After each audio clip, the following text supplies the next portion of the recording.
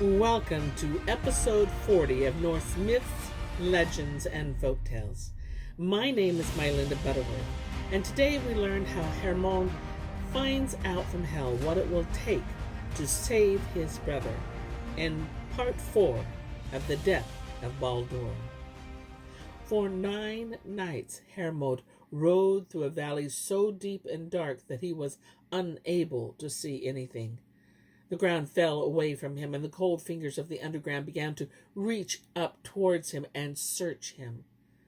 The god crossed many rivers, all of which spring from the seething cauldron of Hevergelmer, cool Suval, and defiant Gunthra, Feeform, and bubbling Fimbulful, fearsome Slid, and storming Hred, Silgu, Ilga, broad Vid, and leapt, which leaped past like lightning.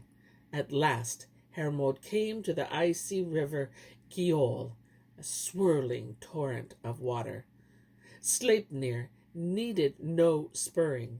He galloped across the bridge there. It was thatched with strips of gold. On the far side Hermod was stopped by the maiden Modgud, warden of the bridge. She raised one pale arm, and it gleamed with an unearthly pallor. "Before you go," she said, "tell me your name and your lineage." Hermod kept quiet. "5 troops of dead men came this way yesterday," said Modgud. "They rode over this bridge, but you make as much noise as they all made together." Still Hermod said nothing. "I can't say you look like a man who has died," said Modgud. "Who are you?" "I am Hermod," said the god, "and I am Odin's son. I must ride to hell in search of my brother, dead Baldur. Have you seen him yourself on his way there?" "He has crossed this river," Modgud replied. "He rode over this bridge, but the way to hell is no short way. Far as you have come, it is still a little further northwards and downwards." Hermod thanked Modgud, and she stepped aside. Then Sleipnir saw the way before him. Horse and rider galloped onward. So at last Hermod came to the massive gates and towering walls that Hel had set up in front of her hall, Ilunir. Sleipnir stopped in his tracks, and he whinnied. "Boo!" Hermod dismounted, looked around in the dismal light. The gates were locked, impassable. It seemed for those not fated to pass beyond on their way to dreadful Nostrad, the shore of corpses. Hermod tightened his stirrups. He swung himself into the saddle and spurred Sleipnir fiercely. Odin's steed galloped at the gates. For a moment he seemed to pause. Then he gave a great thrust with back legs and leaped clear of the iron gates. Hermod boldly took Sleipnir right up to Ilunir's door. Then he dismounted once more and walked straight into the cavernous hall. Faces without number turned towards him, the faces of the newly dead, faces green and rotting, faces less flesh than bone, faces pitiful, unanswered, resigned, many scowling or leering or treacherous or murderous and in agony, all of them with eyes only for Hermod. But Hermod saw only the fair figure sitting in the high seat, his brother, Baldur. For Baldur's sake and the sake of the gods, resolute Hermod stayed all night in the hall. He sat by the door and kept his own counsel. Silent in that company of the dead, who could not speak unless he spoke to them, he waited for hell to rise from sickbed and draw back its hangings, glimmering misfortune.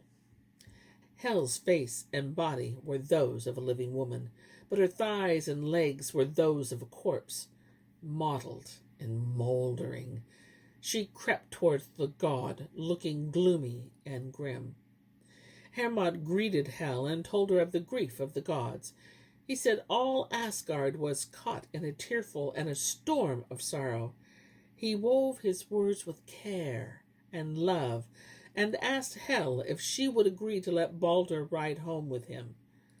Hel thought for a while, and her expression did not change. I'm not so sure, she said at last. Baldur is as much loved as people say. She waited for Hermod to reply, and Hermod said nothing. However, said Hel, it can be put to the test. She spoke as slowly as Ginglati and Ginglot, her aged servants. They moved so slowly that her words were only like punctuations between her silences. If everything in the 9 worlds, dead and alive, weeps for Baldur, Hel declared, let him return to Asgard.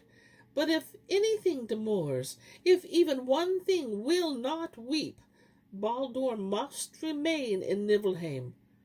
And with these words, Hel slowly turned away from Hermod. Then Baldur stood up, and Nanna rose from the shades and stood beside him. They walked the length of the hall.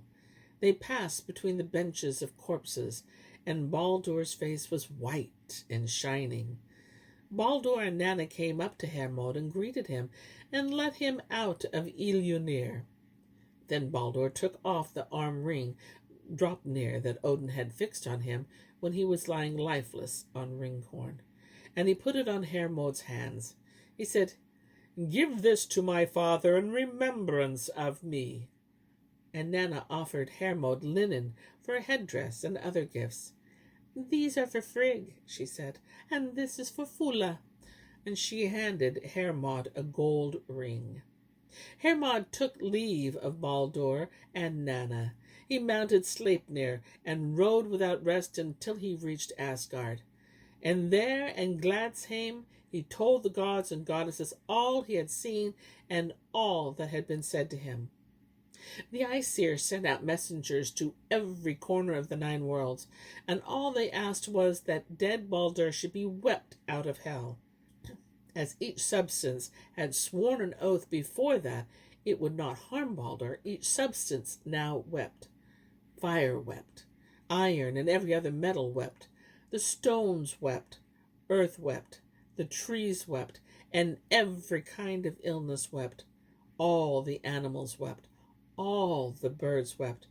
Every kind of poisonous plant wept. And so did every sidling snake. Just as these things wept when they are covered with rime and begin to thaw again. The gods' messengers were making their way back to Asgard, and they all felt they had overlooked nothing. Then they came across a giantess sitting in a cave. What's your name? Asked one. Thok, said the giantess. Then the messengers explained their mission, asked Thok to weep as all things had wept, and weep Baldur out of hell. The giantess glowered at the messengers, and then she answered sourly, Thok will weep dry tears over Baldur's funeral. I never cared for the old man's son, alive or dead. I have no use for him. Let hell hold what she has. Despite the messenger's prayers and entreaties, Thok refused to say another word. She would not recant. She would not weep. Then the messengers left her. They mournfully crossed Bifrost, and what they had to say was clear from the manner of their coming. The gods and goddesses ached. They felt old and confused and unable and weary, and not one of them doubted that Thok, the giantess in the cave, was also Loki. And here's where I end my tale for today. But I'll be back with more tales. Many more tales. Until then, my friends, enjoy the journey.